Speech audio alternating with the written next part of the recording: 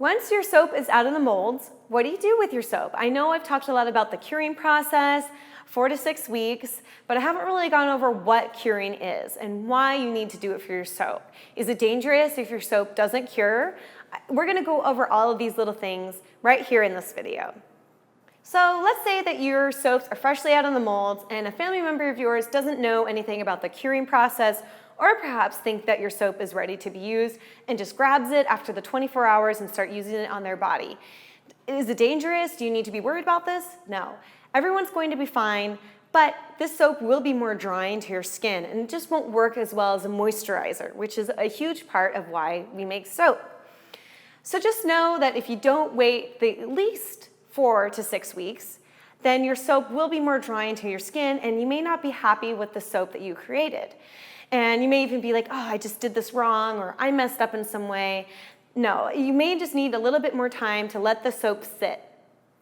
Because we are using natural ingredients like our olive oils and fruit and other things that are found in nature, we need to allow that time for it to associate itself with the alkaline solution, which is the lye. And this process is super slow. Because these two things are so different, it's going to take a long time for them to come together and melt and become very, very soft and soothing to the skin. And this is what the cure process is all about. The benefit of waiting for this process to end is wonderful because it allows you to have a very rich lather. Once you have a very rich and soft and creamy lather going, you know that you allowed your soap to get to that cure process and you're using it at the correct amount of time, and your bar of soap is going to work beautifully on your skin. So make sure that you're getting a very rich lather on your skin with the bar of soap, and that's how you know that you waited the appropriate time for your soap to cure. Now let's go over a couple of ideas for storing your soap. As I've mentioned before, you never know what may come around if you leave your bar of soaps unattended in an easy, accessible place. For example, a child of yours or a neighbor may just pick it up while visiting and not know that it's not ready to be used just yet. So to prevent this, there's a couple of easy ways to store your soap. And I really recommend even storing it on a bookshelf, just out of the way, on top, don't even worry about it. You may want to add like a light layer of maybe muslin or a very, very easy and breathable fabric over it, just to prevent your soap from getting dust. Of course, if your soap does get dust, you can, of course, just wash it off. But this just may affect the aesthetics of your soap just for a little bit. Another place you can store your soap is in a linen closet or a closet that's just out of the way, maybe that isn't used too much, in a garage or in a laundry room, just somewhere that's out of the way and you don't have to worry about it. However, you do need to rotate your soap. You can rotate your soap every week. And if you kind of, put it out of your sight, out of mind, you can go ahead, this is what I like to do anyway. I set a reminder on my phone every Friday. So I'm rotating my soaps every week to make sure that they get a lot of access to the air and are curing evenly and all that good stuff. So that's a great way to remind yourself with your phone or maybe on your computer, or write it down, just circle the date on your calendar to make sure that you remember to rotate your soaps if you are storing your soaps out of mind.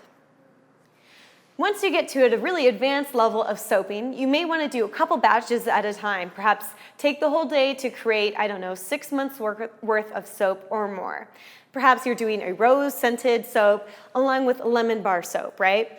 You don't want to cure those two together. The fragrances of these two competing soaps will start to mix, even if they're just sitting next to each other. And you don't want that. Make sure that you store soaps that have different flavors, textures, or additives away from each other. It could just be simple as putting one on the top bookshelf and one below that. Just make sure that they're not anywhere near each other so the fragrance oils don't mix. As long as they're not touching, you're okay. Along with storing soaps, we also need to talk about the soap life cycle. Every soap has a beginning and sadly has an end. Make sure that you understand that when you're working with additives or colorants or anything that may alter your soap base, you're going to have an expiration date. This goes for goat milk soap too.